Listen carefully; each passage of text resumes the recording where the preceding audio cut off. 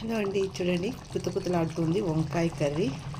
So వంకాయలు అయితే ఇట్లా బాగా మెత్తగా ఉడికిపోయాయి. ఇప్పుడు వచ్చేసి ఇందులోకి కోడిగుడ్లు అయితే వేసుకుందాము. సో నేను ఈరోజు ఎండు రొయ్యలు, అలాగే ఇక్కడ చూడండి ఈ నెత్తళ్ళు, ఇవి ఇంకా నెత్తళ్ళు లోపలేకి ఉన్నాయన్నమాట. ఇది చూడండి ఇక్కడ ఇట్లా ఈ నెత్తళ్ళు ఎండు రొయ్యలు కర్రీ అయితే చేస్తున్నా. సో ఇప్పుడు వచ్చేసి ఇవన్నీ కూడా బాగా నీట్గా కడిగి ఫస్ట్ వీటిని పెనం మీద బాగా వేయించుకున్నామండి. వేయించుకున్న తర్వాత వీటిని బాగా ఒక 3-4 సార్లు అయినా నీళ్ళలో మంచిగా కడుక్కోవాలన్నమాట. ఇసుక అది లేకోకుండా కడుక్కొని ఇలా వంకాయ కర్రీలు వేసుకుంటే కదా కోడిగుడ్లు, నెత్తళ్ళు, ఎండు రొయ్యల కర్రీ అయితే ఇంకా రెడీ అయిపోయింది. సో ఇంకొక 5 నిమిషాలు దీన్ని మనం ప్లేట్ పెట్టేద్దాము. ఇది బాగా మగ్గిపోతుంది.